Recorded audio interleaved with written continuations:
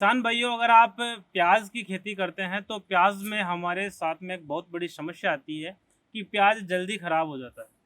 तो उसको ख़राब होने से बचाने के लिए हमें क्या करना चाहिए, वो चीज़ आज के इस वीडियो में आपको बताने वाला हूँ। जैसा कि आज आप देख पा रहे होंगे, मैं ये जो हमारे किसान हैं उनके फील्ड पर आया हुआ हूँ, उनके खेत पर आया हुआ हूँ और प्याज भंडारण गृह इन्होंने बना रखा है और इस पर गवर्नमेंट सब्सिडी भी देती है। तो हमारे जो किसान है उनका इस प्याज भंडारण गृह के बारे में क्या एक्सपीरियंस है, क्या अनुभव है, वो उन चीज़ों के बारे में हम बात करेंगे और इसमें गवर्नमेंट क्या सहायता देती है, किस हिसाब से, किस प्रकार से हम बना सकते हैं, ये सारी चीज़ें आज के इस वीडियो में हम डिटेल से बात करेंगे। नमस्कार, मेरा नाम है संजय और आप देख रहे हैं एग्री स्टेशन यूट्यूब चैनल। हमारे साथ आज धर्माराम जी चोयल किसान मौजूद है जिन्होंने ये स्ट्रक्चर बनवा रखा है, तो उन्हीं से जानते हैं कि उनका क्या एक्सपीरियंस है। धर्माराम जी, सबसे पहले तो हमारे सभी दर्शकों की तरफ से आपका बहुत बहुत स्वागत है। और ये जो आपने प्याज भंडारण गृह बना रखा है, तो इसका क्या बेनिफिट है, थोड़ा सा किसानों को उसके बारे में बता दीजिए। किसानों को मैं ये कहना चाहूँगा कि हम जी। शुरू में प्याज की खेती करते थे 4-5 साल पहले। जी तब हम प्याज उखाड़ते, मतलब उसकी पढ़ाई चालू करते, जी जी तब हमारे पास ये प्याज का भंडारण नहीं था। जी फिर हमने उसको उसी टाइम व्यापारी को बेचना पड़ता था 1-2 रुपये किलो में, जी क्यों हमारे पास भंडारण था नहीं, इसलिए उनको रखने की जगह नहीं होती है, तो जी। हैंड टू हैंड खेत में ही उसको बेचना पड़ता है। हम्म।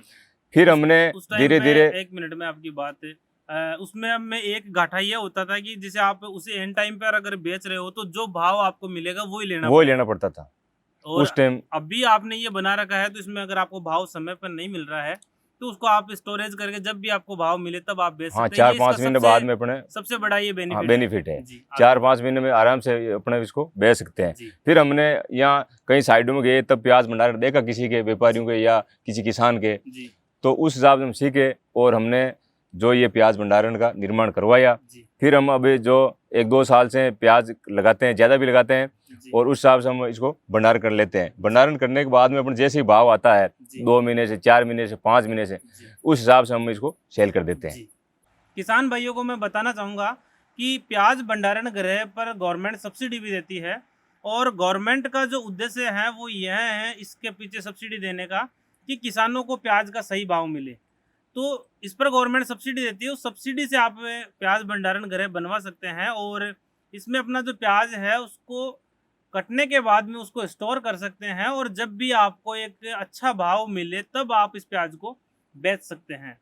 धर्माराम जी, मैं आपसे जानना चाहूँगा कि जैसे प्याज भंडारण गृह में आपने प्याज स्टोर कर रखा है, तो ये कितने दिनों तक चल जाता है, इसको स्टोर किस हिसाब से करते हैं, वो थोड़ा सा प्रोसीजर बता ये दीजिए। प्याज जो भंडारण है, इसमें अपने इसको स्टेप बाय स्टेप लगाते हैं। जी जैसे नंबर वाइज थोड़ी गैप होना भी चाहिए, फीट का साइडों में चारों तरफ गैप होना चाहिए। मतलब कटाई के बाद में कटाई फिर के बाद ये में इनको सुखाते हैं या फिर डायरेक्ट थोड़ा बहुत इसको 5-7 दिन के लिए वहीं सुखाते हैं, जी। खेत में ही सुखा के। जी फिर अपने ये प्याज के जो कट्टे आते हैं खाली, ये लाके बाजार से, और यही कट्टे होने चाहिए ताकि इनमें हवा वगैरह हवा आराम से लगती है इसमें, जा पाए। और फिर हम उसको ट्रॉली ट्रैक्टर से यहाँ ले आते हैं। जी फिर अपने इसको नंबर वाइज थोड़ी साइडों में जगह भी होनी चाहिए हवा लगने की, और पंखा भी रखते हैं, जी पंखा भी चालू रखते हैं 24 घंटे। देख पा रहे हैं ये जगह हाँ, है, ये वो जगह होनी है चाहिए ताकि कि उनमें हवा पास होती है। इसमें आपने पंखे भी लगवा रखे हैं, तो हाँ। पंखों का कोई जरूरी है या फिर पंखा जरूर, थोड़ी हवा मिल जाए तो खराब नहीं हुए। जी, थोड़ा पंखा सा ज्यादा चल जाता है, हाँ, ज्यादा चल जाता है, वो प्याज। 5-6 महीने के लिए प्याज चल जाता है। जी, तो ये जो प्याज है वो लगभग कितना टाइम सुरक्षित रह जाता है इसमें? 6 महीने के लिए तो आराम से रह सकता है इसमें। आपने जो ये प्याज भंडारण कर रखा है उसको कितना टाइम इसमें मेरे को 5 महीने तो ये हो गया, और जी। महीना 1.5 महीने ये अभी खराब होंगे नहीं, फिर खराब भी नहीं होते, फिर ये उगने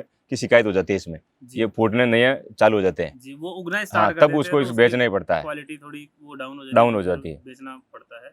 तो इसमें इस दरमियान तो भाव भी ठीक हमें मिल जाता है, तो जब भी भाव का मौका लगे तब हम हाँ, तब बेच देते हैं। बेच सकते हैं।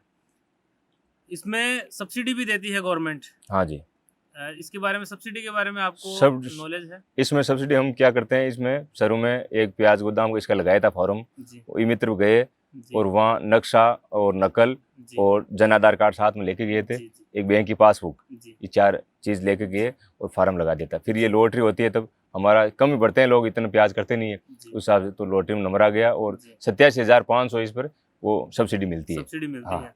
किसान भाइयों को बताना चाहूँगा कि इस पर गवर्नमेंट सब्सिडी देती है, और अगर आप गवर्नमेंट की सब्सिडी का फ़ायदा लेकर अगर आप प्याज भंडारण गृह अगर आप बनवाना चाहते हैं, तो ये बहुत काम की चीज़ है और इसमें आप बनवा सकते हैं। इसके लिए आपको ई मित्रा पर जाकर राज किसान पोर्टल पर आपको ऑनलाइन आवेदन करना है। इसमें आपको एक जन आधार कार्ड और जमाबंदी की जो नकल है वो आपको साथ में लेके जानी है। ध्यान रहे कि जमाबंदी की नकल है वो 6 महीने से पुरानी नहीं हो, और आपको वहाँ ई मित्रा पर जाकर राज किसान पोर्टल पर आपको प्याज भंडारण गृह का ऑनलाइन आवेदन करना है।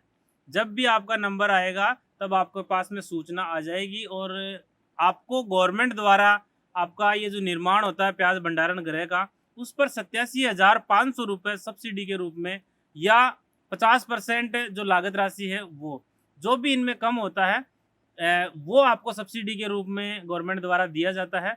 तो इस तरह का प्याज भंडारण गृह बनवाकर आप भी अपने प्याज को सुरक्षित रख सकते हैं, और जब भाव मिले, आपको उचित भाव मिले, तब आप प्याज को बेच सकते हैं। किसान भाइयों, जानकारी कैसी लगी कमेंट सेक्शन में ज़रूर बताइएगा, और प्याज भंडारण गृह के संबंध में अगर आपका कोई सवाल है तो आप कमेंट बॉक्स में कमेंट कर सकते हैं, और इसी तरह के वीडियोस पाने के लिए आप हमारे चैनल को सब्सक्राइब करें। धन्यवाद।